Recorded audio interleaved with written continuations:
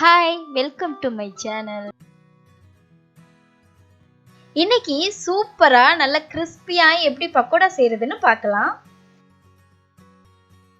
அதுக்கு ஃபர்ஸ்ட் இதுக்கு தேவையான பொருள் என்னென்னு பார்த்துடலாம். 1/4 கப் கடலை மாவு, பச்சை மிளகாய் சின்ன சின்னதாக கட் பண்ணி வச்சிருக்கேன், பெருங்காயத்தூள், சீரகம், பெருஞ்சீரகம், வெள்ளைப்பூடு இந்த மாதிரி தட்டி வச்சிருக்கேன், அப்புறம் கருவேப்பிலை, உப்பு, தேங்காய் பால், அரிசி மாவு, சின்ன வெங்காயம் சின்ன சின்னதாக கட் பண்ணி வச்சுருக்கேன், அப்புறம் பொரிக்கிறதுக்கு தேவையான எண்ணெய், அவ்வளோதான். இதோட அளவெல்லாம் நான் டிஸ்கிரிப்ஷன் பாக்ஸில் கொடுக்குறேன், செக் பண்ணிக்கோங்க. இப்போ ஒரு பாத்திரத்தில் பொரிக்கிறதுக்கு தேவையான எண்ணெயை சூடு பண்ணிக்கலாம்.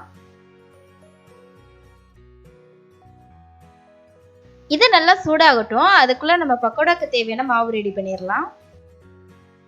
நம்ம எடுத்து வச்சிருந்த 1/4 கப் கடலை மாவில் பச்சை மிளகாய், பெருங்காயத்தூள், சீரகம், பெருஞ்சீரகம், பூண்டு, கருவேப்பிலை இதெல்லாம் சேர்த்துக்கலாம்.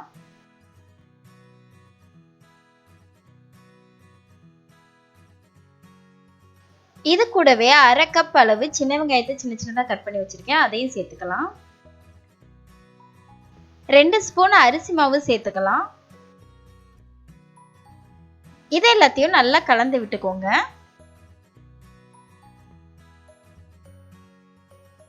இப்போ இதில் நம்ம ஹீட் பண்ணி வச்சிருந்த எண்ணெயிலிருந்து ஒரு 2 ஸ்பூன் அளவு சேர்த்துக்கலாம்.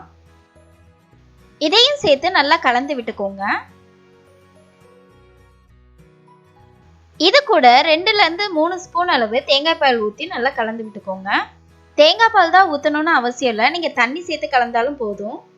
ஆனால் தேங்காய் பால் சேர்க்கும் போது உங்களுக்கு டேஸ்ட் இன்னும் நல்லா இருக்கும்.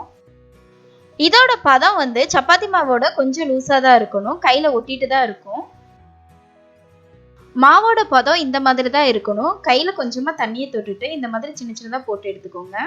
நீங்கள் ஒவ்வொரு டைம் பக்கோடா போடும்போதும் கையை நல்லா தண்ணியில் நனைச்சிட்டு போடுங்க, இல்லை மாவு நல்லா ஒட்டி பிடிக்கும் கையில்.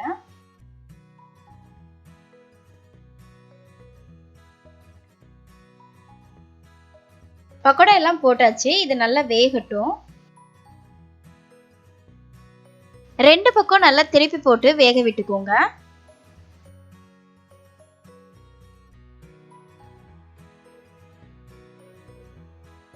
பக்கோடா நல்லா வெந்தாச்சு. இப்போ இதை எடுத்துக்கலாம்.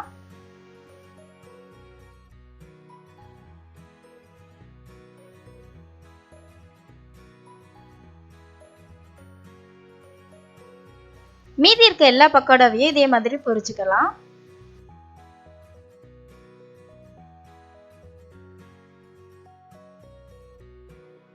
லைட்டா கலந்து விட்டுக்கோங்க, அப்பதான் எல்லா சைடும் நல்லா வேகும்.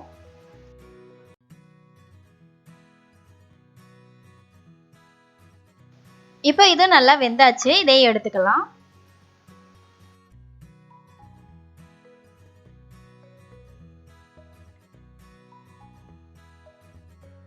அவ்வளோதான், நம்மளோட பக்கோடா சூப்பரா ரெடி ஆயிருச்சு.